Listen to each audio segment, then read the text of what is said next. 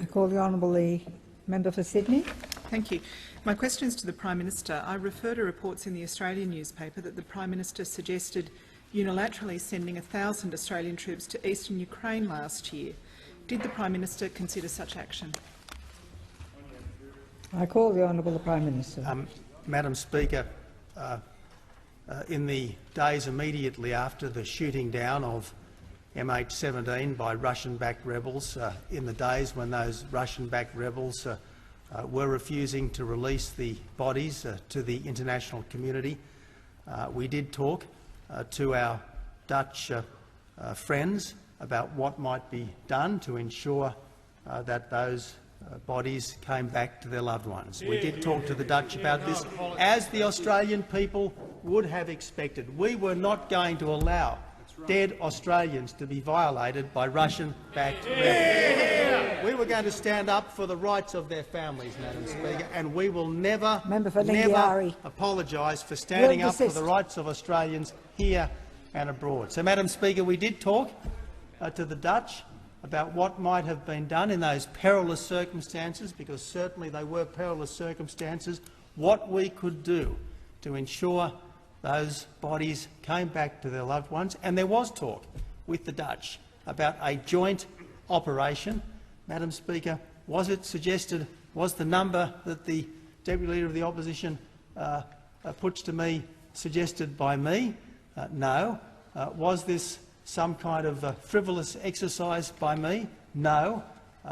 This arose out of the most important and the most necessary discussions between the Dutch military and our own to uphold and defend our vital national interests and to do the right thing by the people of our country. Yeah. And it's vitally important, as we go down the path of delivering a plan for more economic growth, for more jobs and greater opportunity, that we keep our eyes closely focused on the needs of small business and families, particularly to give them the opportunity to participate in prosperity. But you've got to start by understanding your facts about the economy. You've got to get your facts right, haven't you, in order to understand how big the challenge is. And I was quite interested watching the member for McMahon on Richo and Jones the other night when he was asked about the facts. Now, there's one thing about the facts. You can be excused the member for not knowing the member for Charlton will assist as well. I think you can legitimately be excused for not knowing a fact. But when you cover up that you don't know the fact, that is the problem. So last Tuesday night, he didn't know the facts about the tax-free threshold. OK, forgivable. But the next day he said, and I quote, he said the next day that he knew the fact, he just didn't want to say it. And then the following day on John Laws, the member for Fraser. The following day on John Laws, he didn't know the fact, and he said he might have known the fact. And this morning he said he didn't know the fact, but he might have known the fact if he knew the fact. Well, I'll tell you what the facts are. Labor is in denial about the $667 billion of debt that they left behind. Labor is in denial about the lack of jobs, the 200 jobs a day that they created compared with 600 now. Labor is in denial about the mess they left Australia. We are not in denial. We deal with the facts, and it's a shame the member for McMahon can't. Madam Speaker, the biggest challenges are those sitting opposite. The biggest challenges are those sitting opposite.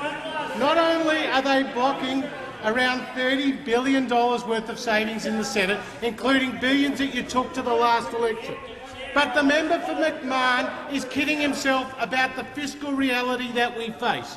Just last week, the member for McMahon said debt and deficit was just rhetoric. Just rhetoric!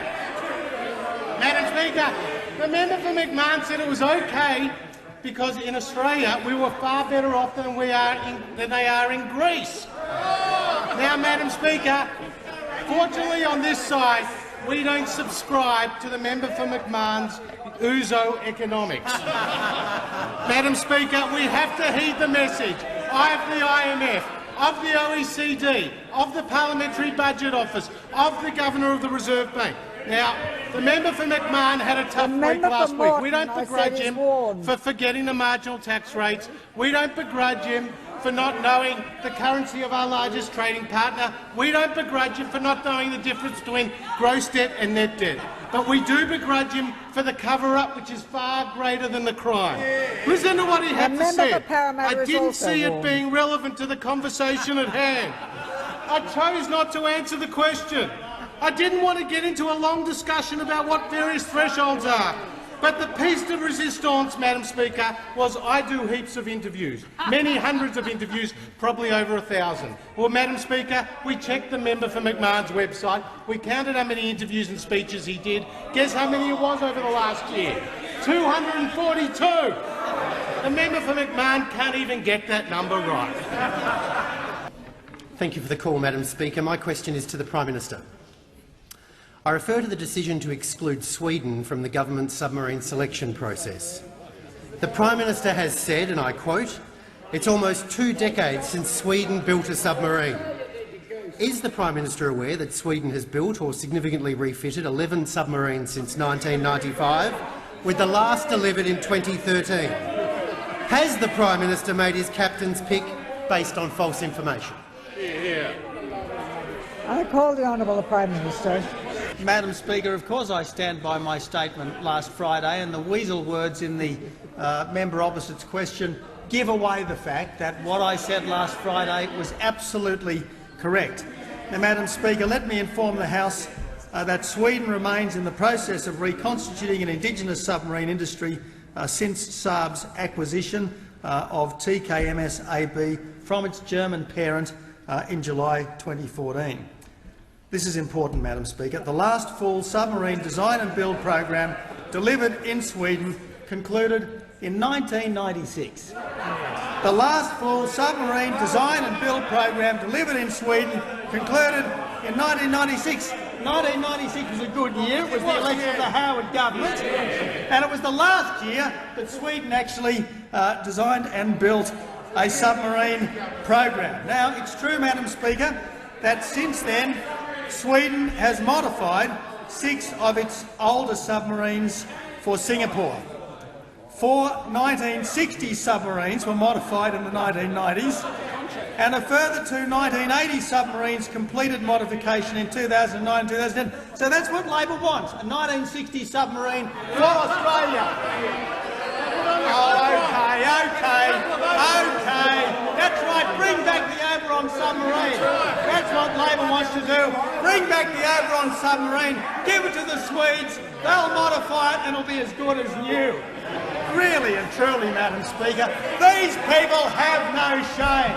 They have no shame. They sat on their hands for 6 years, endangering our nation's defences, and now with a ridiculous question like that, plainly they want to give us a 1960s or at best a 1980s submarine. Well, it's not good enough. We want to give Australia the best possible submarine as quickly as possible, and that's what will happen under this government.